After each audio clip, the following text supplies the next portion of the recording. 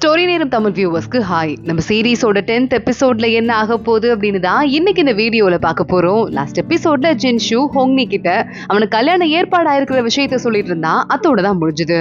இந்த எபிசோட்ல ஹோங்னி ஷாக் ஆயிடுறா, நிஜமாவா அப்படின்னு.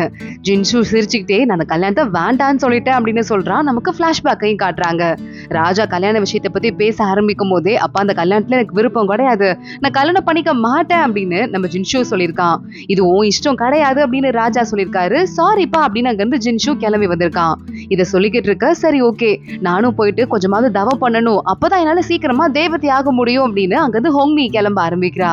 ஜின்ஷு பின்னாடியே வந்துட்டு இருக்கான். இங்க பாரு, நீ வந்து பயப்படவே வேண்டாம், நான் வாக்கு கொடுத்திருக்கேன், மீற மாட்டேன்னு சொல்ல அப்ப கண்டிப்பா காப்பாத்துவியா? அப்ப என்னதான் கல்யாணம் பண்ணிக்குவியா? என்ன தவிர வேற யாருக்கும் உனக்கும் சம்பந்தமே கிடையாதா? நான் மட்டும் தான் உன் வாழ்க்கையா இருக்க ஒரே பொண்ணா அப்படின்னு கேட்க ஜின்ஷு சிரிச்சுட்டே ஆமா அப்படின்னு சொல்றான். அப்போ நீ எனக்கு மட்டும் தானா அப்படின்னு மறுபடியும் ஹோங்னி கேட்டுக்கிட்டே இருக்கா. பூக்கடவுளே வார்த்தையை மாறக்கூடாது அப்படின்னு மறுபடியும் ஹோங்னி சொல்ல, அது என்ன பூக்கடவுள்னு இப்ப மட்டும் வருது, ஜின்ஷு என் பேரை சொல்லி கூப்பிடு அப்படின்னு நம்ம ஜின்ஷு சொல்லிடுறான். அவளும் கூப்பிட்டுட்டே இருக்கா. கரெக்டா அப்பன்னு பார்த்து, சரி ஓகே எனக்கு கொஞ்சம் வேலை இருக்கு, இப்ப என்னால உன்னை வந்து ஊர்ல விட முடியாது, சோ உன்னை பத்திரமா கூட்டு போறதுக்கு ஒரு ஆள் ரெடி பண்ணிருக்கேன் ஜின்ஷு சொல்ல, பார்த்தா நம்ம அசிஸ்டன்ட் தான் கூப்பிட்டு விட்டுருக்கான்.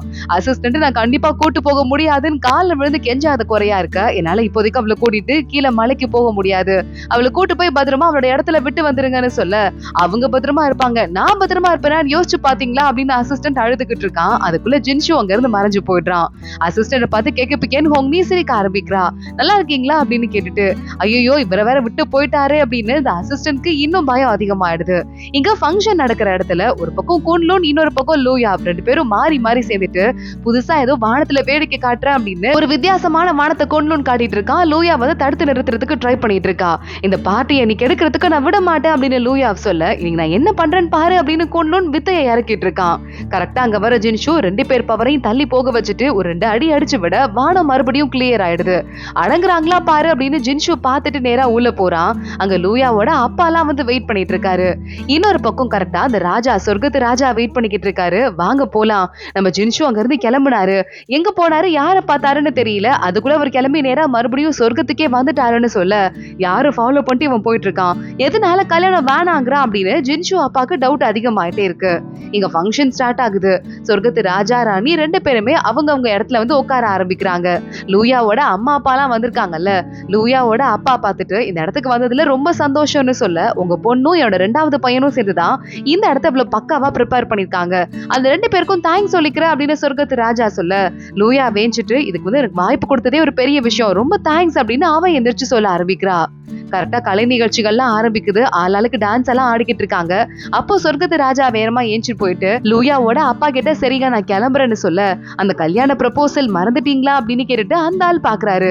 உடனே ஜின்ஷுவோட அம்மா, மறக்கல, கல்யாணத்தை ஏற்பாடு பண்ணிட வேண்டியதா அப்படின்னு சொல்ல, ரொம்ப சந்தோஷம், கல்யாணத்துக்கு நான் கண்டிப்பா வந்துட்டு பல்லாயிரக்கணக்கான வருஷத்துக்கு ஒரு தடவை உருவாகக்கூடிய அதிசய முத்த கொடுக்க போறேன் அப்படின்னு சொல்ல, ரொம்ப சந்தோஷம் அப்படின்னு சொர்க்கத்து ராஜா அங்கிருந்து கிளம்பிடுறாரு. ஆனா லூயாவோட அப்பா அசிஸ்டன்ட்க்கு சுத்தமா இது பிடிக்கவே இல்ல. இங்க லூயா நேரா ஜின்ஷுவை பாக்குறதுக்கு வந்துடுறா. நீங்க ஒரு மாதிரி அப்செட்டா இருக்க மாதிரி இருக்கு, இப்படி இருந்து பார்த்ததே இல்ல, குன்லூன் கூட சண்டை போட்டேனேன்னு உங்களுக்கு கஷ்டமா இருக்கான்னு கேட்க, அதெல்லாம் ஒண்ணும் இல்லைங்க, இந்தாங்க இன்னைக்கு பார்ட்டி நல்லபடியா போச்சு இல்ல, அதுக்கு பதிலா அந்த ட்ரீட்டை குடிங்க அப்படின்னு வைன் ஒரு கப்பு குடிச்சிட்டு அங்க இருந்து நேரா கிளம்பத்துக்கு ரெடி ஆகுறான். ஆனா அந்த லூயா விடவே மாட்றா. கரெக்டா அங்க குன்லூன் வந்து அவங்க அண்ணனை காப்பாத்தி விடுறான். இங்க பாரு, எங்க அண்ணன் உன்ட்ட எவ்வளவு சாஃப்டா பேசிக்கிட்டு இருக்கான் தெரியுமா, மத்த யார்கிட்டயும் இப்படி பேச மாட்டான், அவன்கிட்ட ஓவரா பேசாதன்னு சொல்ல, உன் வேலையை நீ பாரு, நான் என்ன பண்ணுமோ அதுதான் நான் பண்ணிக்கிட்டு இருக்கேன், அதை புரிஞ்சுக்கோ அப்படின்னு லூயாவை ஒரு பக்கம் கத்த ஆரம்பிக்கிறா. இங்க மறுபடியும் ஹோங்னி மலைக்கு வந்துடுறா. இங்க அசிஸ்டன்ட் வந்துட்டு, இங்க பாருமா, நீ என்ன பண்ணிட்டு இருக்க எனக்கு சுத்தமா புரியல, அங்க நீ வந்துட்டே இருந்தனா உனக்கு ஆபத்துன்னு சொல்ல, எனக்கு என்ன ஆபத்து, நான் தான் ஜின்ஷுவை கல்யாணம் பண்ணிக்க போறேனே அப்படின்னு ஹோங்னி சொல்லிடுறா. இப்படி முட்டாள்தனமா பேசிட்டு இருக்காத, ஜின்ஷு யாருன்னு தெரியும்ல, இப்ப இருக்கிற நிலைமைக்கு அவர் நம்ம வாரிசு மட்டும் கிடையாது, அடுத்த ராஜாவே அவர் தான் ஆக போறாருன்னு சொல்ல, அதுக்கு என்ன, ஜின்ஷு தான் மறுபடியும் நான் கல்யாணம் பண்ணிக்கிறேன்னு எனக்கு வாக்கு கொடுத்திருக்காருன்னு ஹோங்னி சொல்ல, அசிஸ்டன்ட்க்கு பைத்தியம் பிடிக்கிற மாதிரி இருக்கு.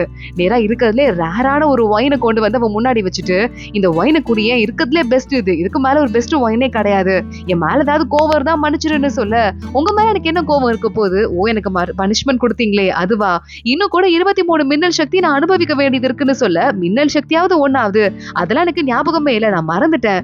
அதுவும் இல்லாம நீ வந்துட்டு கல்யாணம் பண்ணிக்கிட்ட அப்படின்னா குன்லுன் இப்ப இருக்கிற நிலைமைக்கு பார்த்தா அவன் ராஜாவாகிறதுக்கு வாய்ப்பே இல்ல, அப்படி பார்த்தா நீதான் மகாராணி கரெக்டா அம்மான்னு கேட்டுட்டு, சரி ஓகே இங்க எது பறந்து உன் இடத்துக்கு போயிட்டியான்னு கேட்க, எனக்கு பறக்க தெரியாது அப்படின்னு ஹோங்மி சொல்றா. பறக்கவே தெரியாது நீ பேரரசியா, காமெடியா இருக்குன்னு அசிஸ்டன்ட் சொல்லிக்கிட்டு இருக்காரு. இங்க மறுபடியும் லூயாவோட நாட்டுக்குள்ள ஒரு அதிசயமான ஒரு லிக்விட் ஒண்ணு உருவாகுமா, ரொம்ப ரொம்ப வருஷத்துக்கு ஒரு தடவை உருவாகக்கூடிய ரொம்ப ரேரானது, அதுல இருந்து ஒரு சொட்டு கிரியேட் பண்ணுனா கூட 10,000 வருஷம் ஆகுமா. அந்த லிக்விட் எடுத்து இந்த ராஜா பாக்குறாரு.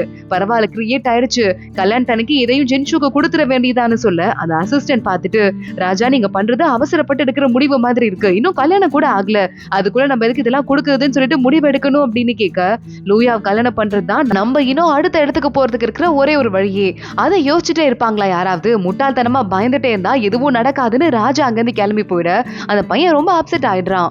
லூயாவை நேரா வந்து பாக்குறான். லூயாவை நான் உங்ககிட்ட கொஞ்சம் பேசணும், நம்ம 2 பேரும் சின்ன வயசுல இருந்து ஒன்னாதான் வளர்ந்தோம், உனக்கு இந்த கல்யாணத்துல விருப்பம் இல்லைன்னு எனக்கு தெரியும், என்கிட்ட சொல்லு நான் உன்னை பாத்துக்கிறேன் அப்படின்னு சொல்லிட்டு அவன் பேச ஆரம்பிக்க, விருப்பம் இல்லைன்னு யார் சொன்னா, என் நாட்டை காப்பாத்துறதுக்கு நான் என்ன பண்ணுமோ அதெல்லாம் கொஞ்சமும் தயங்காம பண்ணுவேன், எனக்கு எந்த பிரச்சனையும் இல்ல அப்படின்னு லூயா அவங்க இருந்து கிளம்பிடுறா.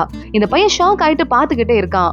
இங்க இன்னொரு பக்கம் மறுபடியும் ஜின்ஷு கிட்ட அசிஸ்டன்ட் வந்து ஹோங்னி கிட்ட சொன்னாங்க, நான் கல்யாணம் பண்ணிட்டு ரெடி நீங்க சொன்னீங்களாமே அப்படின்னு கேட்க, ஆமா சொல்லிருக்கேன், இப்போதைக்கு என்ன, என் அப்பா என்ன ஃபாலோ பண்றதுக்கு ஆரம்பிச்சிருக்காரு, அதனால தான் அவன் கூட என்னால போக முடியல, அதுவும் இல்லாம இப்போதைக்கு பூமிக்கும் என்னால போக முடியாது அப்படின்னு சொல்ல, நீங்க நிஜமாதான் அந்த முடிவுல இருக்கீங்களா அப்படின்னு அசிஸ்டன்ட் மறுபடியும் கேட்டுக்கிட்டு இருக்கான். அந்த பொண்ணு ஒரு வேலை வந்துட்டு மின்னல் சக்தியை தாங்கி தேவதை ஆக முடியலன்னா என்ன பண்ணுவீங்கன்னு கேட்க, கண்டிப்பா அவ தேவதை ஆயிடுவா அப்படின்னு ஜின்ஷு சொல்லிக்கிட்டு இருக்கான். நம்ம ஹோங்னி கீழே நின்று பிராக்டிஸ் பண்ண ஆரம்பிக்கிறா. அந்த இடத்துக்கு பைச்சா வந்துடுறான். என் கூட விளக்கு திருவிழா அன்னைக்கு இருப்பேன்னு சொன்னேன், ஆனா இல்ல அப்படின்னு பைச்சா சொல்லிட்டு ஏதோ ஒரு கிஃப்ட் எடுக்க, நான் வந்து வெளியே போயிட்டேன்டா, அதுவும் இல்லாம இந்த கிஃப்ட்டை நான் வாங்கிக்க முடியாது, ஏன்னா நான் தான் உன் கூட இல்ல, பரவாயில்ல அப்படின்னு சொல்ல, உனக்கு ஒரு விஷயம் தெரியுமா, ஜின்ஷுக்கு கல்யாணம் ஆக போதான், உனக்கு ஏமாத்திட்டானான்னு சொல்ல, ஒன்னும் அவன் ஏமாத்தல, எனக்கு தெரியும் இப்ப நடக்கிறதா டிராமா, எனக்கும் அவனுக்கும் தான் கல்யாணம் ஆக போகுது அப்படின்னு ஹோங்னி சொல்லிக்கிட்டு இருக்கா. பைச்சா கொஞ்சம் கொஞ்சமா ஹோங்னி மேல அப்சஸ் ஆயிட்டே இருக்கான் போல. இங்க மறுபடியும் சொர்க்கத்துல உட்காந்துட்டு குன்லுன் ஒரு பூக்கு சக்தி கொடுத்துட்டு இருக்க, அங்க வர ஜின்ஷு சும்மா வெட்டி வேலை பண்ணிக்கிட்டு இருக்காது அப்படின்னு குன்லுனை திட்ட ஆரம்பிக்கிறான். குன்லுன் பக்கத்துல உட்காந்துட்டு, ஏன்னா ஒரு சாதாரண கெமிலியா பூவா அவன் மனசை மாத்திட்டா நிஜமாவா, ஒருவேளை அவளால பெரிய சக்தியை அடைய முடியலன்னா என்ன நான் பண்ண போறேன் அப்படின்னு கேட்க, கண்டிப்பா அவளால அடைய முடியும், அவ ஸ்ட்ராங்கான ஆளு அப்படின்னு ஜின்ஷு சொல்லிக்கிட்டு இருக்கான். ஹோங்னிக்கு எப்ப வந்து பவர் கிடைக்கும், எப்ப தேவதை ஆகிற நாள் வரும் அப்படின்னு மறுபடியும் குன்லுன் கேட்க, அவ ஒரு பெரிய ஹெல்ப் பண்ணிருக்கா, அந்த மாய உலகத்தை தோக்கடிக்கிறதுக்கு எனக்கு உதவி பண்ணிருக்காங்கிறதால சீக்கிரமாவே வந்துரும் அப்படின்னு ஜின்ஷு சொல்றான். அதே மாதிரி ஹோங்னிக்கு அந்த இடிக்கிற நாள் சீக்கிரமா வந்துருது. கரெக்டா அன்னைக்குன்னு பார்த்து ஜின்ஷு அங்க வந்துடுறான். நீ கவலைப்படாத, உன் உண்மையான உருவத்துக்கு வந்து பூக்களோட பூக்களா உட்காந்துக்கோ, சோ உனக்கு பெருசா வலி தாக்காது, உனக்கு ஒன்னும் கவலைப்பட வேண்டாம் அப்படின்னு சொல்லிக்கிட்டு இருக்க, என் உருவத்துக்கு வரப்போறதே எனக்கு கொஞ்சம் கூச்சமா இருக்கு, நீ போய் ஓரமா நின்னுக்கோ அப்படின்னு நம்ம ஹோங்னி ஜின்ஷுவா துரத்தி விடுறா. நேரா அவளோட உருவத்துக்கு மாறிட்டு குட்டி பூவா பூக்களோட பூக்களா நடுவுல ஒளிஞ்சுக்கிறா. ஜின்ஷு என்ன ஆக போகுதுன்னு தெரியலையே அப்படின்னு பாத்துட்டு இருக்க, அப்பன்னு பார்த்து ஒரு ராஜா கூப்பிடுறாருன்னு தகவல் வருது. வேற வழியே இல்லாம ஜின்ஷு அங்கிருந்து பாதியிலே கிளம்பி போயிடுறான். அப்பன்னு பார்த்து பயங்கரமா இடிசக்தி எல்லாம் அவளை தாக்க ஆரம்பிக்குது. இடிசக்தி தாக்கி முடிச்சதுக்கு அப்புறமா பூக்களா மாறி அதை தாங்கிக்கிட்டதால நம்ம ஜின்ஷு ஒரு வழியா தேவதையா மாறிடுறா. உடம்புல ரொம்ப ரொம்ப அடிபட்டுருது. ரொம்ப முடியாம ஜின்ஷுன்னு கூப்பிட்டுக்கிட்டே அங்கேயே மயங்கி விழுந்துடுறா. இங்க ஜின்ஷுவை அவங்க அப்பா கூப்பிட்டு அந்த லிக்விட் ஒண்ணு கொடுத்தாங்கல்ல லூயாவோட அப்பா, அதை கொடுக்குறாரு. அப்பா இதனால வாங்கிக்க முடியாது, இது ரொம்ப ரொம்ப வேல்யூபிள், அதுவும் இல்லாம அந்த பொண்ணை கல்யாணம் பண்ணிக்க போறது இல்லைன்னு சொல்ல, இங்க பாரு அந்த பொண்ணை கல்யாணம் பண்ணிக்கிறது மட்டும்தான் இப்ப நம்மளோட நிலைமையை காப்பாத்திக்கிறதுக்கு நமக்கு ஹெல்ப் பண்ணும், அதுவும் இல்லாம நீ குடிச்சிட்ட அப்படின்னா எவ்வளவு பெரிய போருக்கு வேணா நீ போலாம், உன்னோட உடம்புல இருக்கிற காயங்கள்லாம் உடனே ஆறிடும் அப்படின்னு சொல்ல, அப்பா அது எனக்கு ரேரான மருந்துன்னு தெரியும், நான் போருக்கு போறதுன்னா இப்ப கூட போறதுக்கு ரெடியா இருக்கேன், என் காயங்களை பத்தி எனக்கு கவலை கிடையாது, ஆனா கல்யாணம் பண்ணிக்காத ஒரு பொண்ணு கிட்ட வாங்கி என்னால குடிக்க முடியாது அப்படின்னு சொல்லிட்டு, நீ ஏன்னா அவ்வளவு திமிர பண்ணிக்கிட்டு இருக்க அப்படின்னு அவங்க அப்பா கத்த ஆரம்பிக்கிறாரு. ஏன்னா இன்னொரு பொண்ணுக்கு நான் கல்யாணம் பண்ணிக்கிறேன்னு வாக்கு கொடுத்திருக்கேன், என்ன மன்னிச்சிருங்கப்பா, இப்ப எனக்கு தண்டனை கொடுப்பீங்கன்னு எனக்கு தெரியும், 81 மின்னல் தண்டனையை நானே போய் வாங்கிக்கிறேன் அப்படின்னு ஜின்ஷு அங்க இருந்து கிளம்புறான். இங்க ஹோங்னி மறுபடியும் கண்ணு முழிச்சு பாக்குறா. இதை தாண்டி நம்ம வந்துட்டோம், தேவதை ஆயிட்டோம் அப்படின்னு அவளுக்கே நல்லா தெரியுது. இன்னொரு பக்கம் நம்ம ஜின்ஷு நேரா போயிட்டு 81 மின்னல் தண்டனையும் நேரா ஒரே ஸ்டெப்ல வாங்கிட்டு இருக்கான். வலி அப்படியே அவன் அடக்கிட்டு இருக்க, இங்க ஹோங்னி மறுபடியும் சொர்க்கத்துக்கு வந்துடுறா. பூ பூ உலகத்துக்கு வந்துட்டு உள்ள போலான்னு ட்ரை பண்றா. அதுக்குள்ள ஆப்ரிகாட் அங்க வந்துட்டு, என்னது நீ தேவதை ஆயிட்டியா, இருந்தாலும் உன் பேர் இந்த லிஸ்ட்ல இல்ல, உன்னெல்லாம் உள்ள அனுப்ப முடியாது, ஏற்கனவே ஜின்ஷு கிட்ட தண்டனை வாங்குறதுக்காக நீ இங்க வந்தது மட்டும் இல்லாம எப்ப பாரு அவருக்கு ஒரு தொல்லையா இருந்துட்டே இருந்த, ஒரு வேலையும் உனக்கு உருப்படியா செய்யவும் தெரியாது, உன்னெல்லாம் உள்ள விட முடியாது, இங்க இருந்து கிளம்புன்னு சொல்ல, நான் வாங்க வந்ததே தண்டனைய மட்டும்தான், சோ எனக்கு எந்த வேலையுமே கிடையாது, நான் என்ன வேலையை செய்யல நீங்க பேசுறீங்கன்னு எனக்கு சுத்தமா புரியல, அது மட்டும் இல்லாம நான் யாருக்கும் எந்த தொந்தரவாவும் இல்ல, நீ மட்டும் என்ன பண்ணிட்டு இருக்க, பிளம் தான் எல்லா வேலையும் பண்றா, ஆனா நீ ஆப்ரிகாட்டா இருந்துட்டு கொஞ்சம் கூட வேலையே பண்ணாம அடுத்தவங்கள மிரட்டிட்டு மட்டும் இருக்க, என்ன தடுக்கிறதுக்கு உனக்கு உரிமையே கிடையாது அப்படின்னு சொல்லிட்டு ஹோங்னி உள்ள போயிடுறா. எல்லார்கிட்டையும் போய் ஜின்ஷுவை பாத்தீங்களான்னு கேட்க எல்லாரும் இல்லன்னு சொல்றாங்க.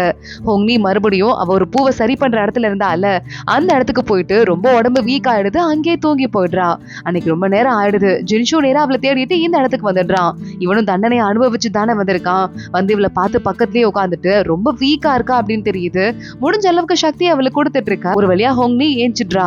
நீ வண்டியா, நான் உன எல்லா இடத்துலயும் தேடுனேன் அப்படின்னு சொல்லிட்டு, எதுக்காக தெரியுமா நான் இங்க வந்தேன், என்னை தேடிட்டு எப்படின்னு இந்த இடத்துக்கு வருவேன்னு தெரியும், நான் தேவதை ஆயிட்டேன், அடி வாங்கிட்டேன் அப்படின்னு சொல்லிட்டு ஜின்ஷுவை கட்டி புடிச்சிட்டு அழ ஆரம்பிக்க, ஜின்ஷு நீ நல்ல வேலை பார்த்திருக்க, நீ கவலையே பட வேண்டாம் அப்படின்னு அவளுக்கு ஆறுதல் சொல்லிக்கிட்டு இருக்கான்.